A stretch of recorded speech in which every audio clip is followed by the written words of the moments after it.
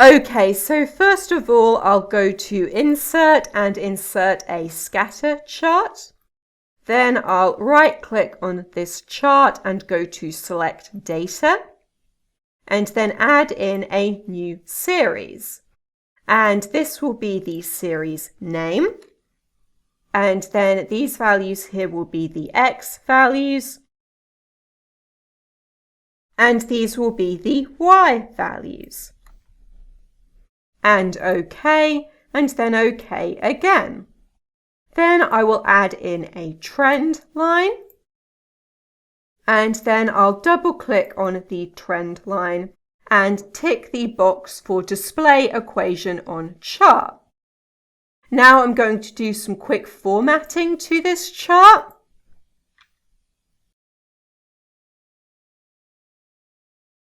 And now I have a chart with the trend line plotted, and this is a linear trend line, and in Excel, this is calculated using ordinary least squares regression.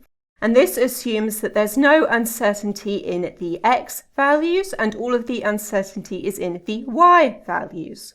And this may be appropriate if, for example, you are looking at samples you have collected, and you know the exact time or the exact location when the sample was collected, because that value then becomes the X value, and then you measure the concentration of something in the sample, and that becomes the Y value, and there is uncertainty in that because of your measurement precision, but there's no uncertainty in the X value because you know exactly when you collected the sample.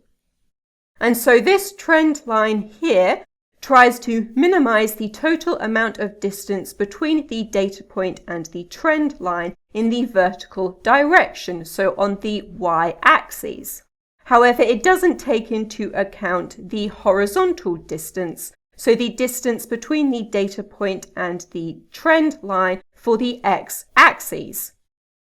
And this may not be appropriate if your X and Y values are, for example, the concentrations of two different compounds that you have measured in your sample, because then both the X and Y values have uncertainty in them. And so an alternative method of calculating the trend line is to use geometric mean regression. And that assumes that there is uncertainty in both the X values and the Y values. And there are multiple different names for geometric mean regression, so you might also hear it called reduced major axes regression or standard major axes regression. And we can calculate this in Excel. So here we have the trend line for the ordinary least squared regression, and this value here is the slope, and this number here is the intercept. And we can also calculate the slope using a formula. It's just equals slope. And then for the known y's, we will put in the y values here. And the known x's are these values here. And we get the same number here as we have in the chart. Then we can also do this the other way round. So I'll type equals slope again. But this time, instead of putting the y values in here, I will put in the x values instead. So we were just swapping them around. And if these two trend lines were the reverse of each other, and the x and y values had the same units, then I would be able to do 1 divided by this value here, and I would end up getting the same number as the number that I have here. But of course that is not the case, these numbers are actually quite different. And so the geometric mean regression is the middle of these two numbers. And I can calculate that by taking the square root of this number times by this number. And then another way of calculating that is to do the square root of this number divided by this number. And we end up with the same value because we are doing the same thing. Now, because of the square root, you will always end up with a positive number, even if the actual slope is negative. So in order to get this to be a negative number, we need to times it by -1. And now we have the slope for the geometric mean regression. I also want to calculate the intercept, so I will do this by getting the average of all of the x values and then getting the average of all of the y values. Then to calculate the intercept, we will do the average of the y's minus the average of the x's times by the slope and enter. Then I want to plot these two other trend lines on this chart so we can compare them.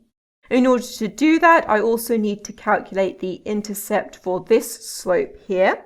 So this is again the average of the y's minus the average of the x's times by the slope, but this time we'll use the slope for 1 over yx and enter. Now we've got these numbers set up, I need to create a couple of fake data sets so we can actually plot these. So I'll calculate the minimum of all of the x values and then calculate the maximum of all of the x values. Then I need to calculate the y value for this, and so that is going to be the 1 over yx slope here times by the x value plus the intercept. And I'll make this cell reference and this cell reference absolute, so I can then drag this formula down and also get the value for the x maximum. Then I will drag this across, and this time I want to do the same thing, except I want to do it for the geometric mean regression instead. So this needs to be dragged across here, this needs to be dragged down here, and this is dragged down here. And then I can drag this formula down in order to calculate it again for the x maximum. Now I have these numbers set up, I can add them to my chart. So I'll right click and go to select data and then add in a new series. And this will be the series name here. Then these will be the x values and these will be the y values. And enter and OK. Then I'll add in another series, but this one will be for the geometric mean regression. And the x values will be the same numbers, but this time the y values will be these values here. And OK again.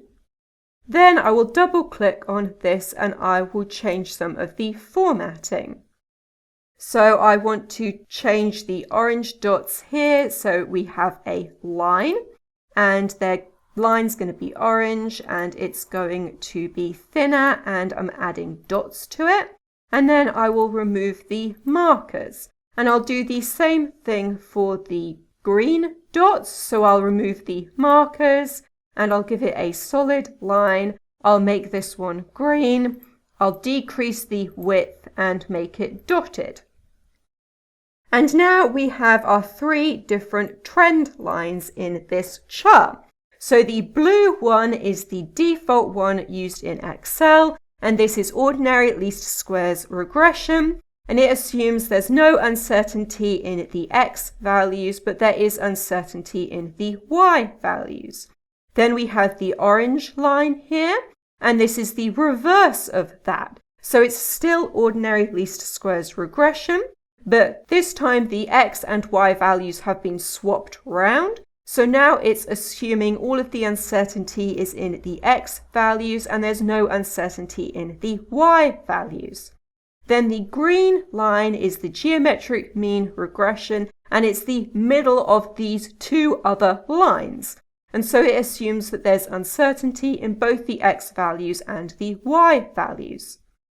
So geometric mean regression is appropriate to use if you have uncertainty in both your x and y values, if the uncertainty in the x values is about the same size as the uncertainty in the y values, and also if your x and y values are in the same units. Okay, so in this video I have shown you how to calculate geometric mean regression in Excel, And that is everything.